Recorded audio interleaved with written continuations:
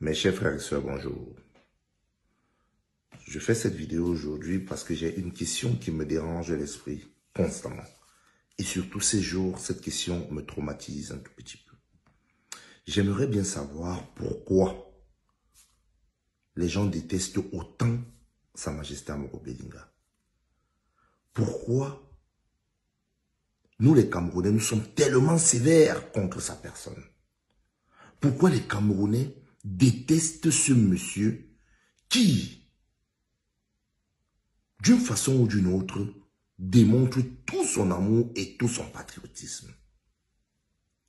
Je me pose cette question encore parce que, plus que jamais, le président de la République, son Excellence Paul Biya, a donné une baffle à toutes ces personnes qui détestent Sa Majesté Amoro Bélinga. Il a démontré aux yeux du monde que vraiment les gens détestent Sa Majesté Amoro Bélinga. Et je vais vous prendre des exemples. La promotion de l'Instic, la promotion des jeunes journalistes de cette année, qui doit ou qui devait sortir cette année, avait choisi comme parrain Sa Majesté Amoro Bélinga. Lui, un magnat des médias. Vous vous souvenez de tout ce qui s'est passé? On a vu des journalistes sortir de toute ethnie. On a vu des hommes politiques sortir pour dire jamais, à grand jamais, on ne peut accepter que Amoro Bélinga soit le parrain d'une promotion de l'Instic. On nous a parlé d'éthique et de déontologie. Et les gens ont crié. Les gens ont dit non, jamais. Certains sont allés jusqu'à dire le président de cette promotion a eu à demander à Sa Majesté Amoro Bélinga d'être le parrain juste parce que il a eu à prendre de l'argent. Que non, c'est Sa Majesté Amoro Bélinga qui a même payé pour qu'on puisse le choisir. Nous avons suivi beaucoup de choses, beaucoup de méchanceté, beaucoup de haine, beaucoup d'aigreur pour une personne qui, dans sa fonction, emploie les journalistes. Mais depuis le 31 mars 2023, le chef de l'État, son Excellence Paul Biya, a choisi parmi les sénateurs nommés Monsieur Emmanuel Château, homme des médias, président de Canal 2 International. Depuis ces silences radio, moi, je n'entends pas déontologie, je n'entends pas éthique, je n'entends pas comment on est en train de tirer sur un homme des médias parce qu'il devient sénateur. Non. De nord au sud, de l'est à l'ouest, c'est silence radio. Je me pose bien la question, mais c'est une question assez perverse. Si c'était Sa Majesté Amoro Bélinga qui avait été nommé sénateur par le chef de l'État, est-ce que Facebook, est-ce que les médias du Cameroun, est-ce que la presse écrite devait rester muette comme elle est là présentement? Face à cette nomination que je félicite, moi je suis content de voir M. Emmanuel Château sénateur. Alors pourquoi certains enfants du Cameroun sont acceptés, d'autres adulés, et d'autres enfants du Cameroun sont autant détestés qu'on veut les voir 6 pieds sur terre? Si Amoro Bélinga n'est pas encore mort, certaines personnes n'arriveront même pas à manger. Pourquoi? Nous sommes tous ces enfants du Cameroun. Nous avons eu tous les mêmes chances. Et nous aurons toujours tous les mêmes chances. Si quelqu'un a eu, tu juges que quelqu'un a eu une chance supérieure à la tienne dans un secteur, probablement tu auras une chance supérieure à la sienne dans un autre secteur. C'est ça, c'est ce tout qui forme un pays.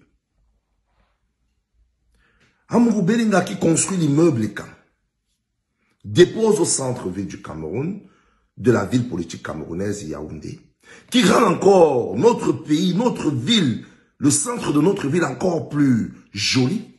Mais qu'est-ce qui ne s'est pas passé? On a vu les gens se lever pour dire, ce terrain, ce n'est pas son terrain. Le propriétaire de ce terrain, c'est X ou Y. Non, l'immeuble Kangla ne doit pas être là. Pendant ce temps, ces mêmes personnes prennent les photos d'Abidjan pour dire, oh non, regardez comment Abidjan est beau, avec les grands immeubles, les gratte-ciel et tout. Oh, Yaoundé, pourquoi Yaoundé est comme ça? Quand il y a l'immeuble, vous insultez. Pourquoi? Parce que c'est l'immeuble d'Amougou Belinga.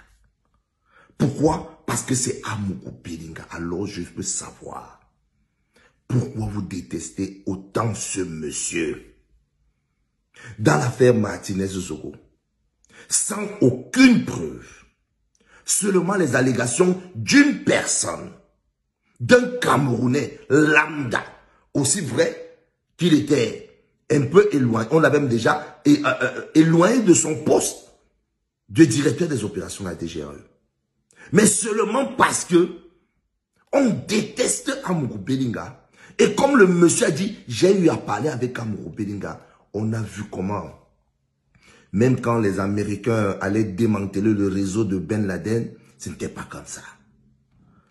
On a vu les gendarmes, policiers, tout le monde se déchaîner pour aller l'attraper. L'objectif, c'était de le mépriser, de démontrer aux yeux du monde qu'il n'est rien, qu'on peut le craser, on peut le briser, on peut le casser.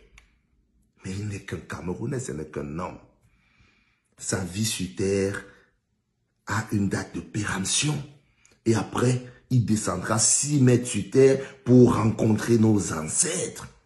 Et vous aussi, ça va vous arriver. Pourquoi vous détestez autant ce monsieur?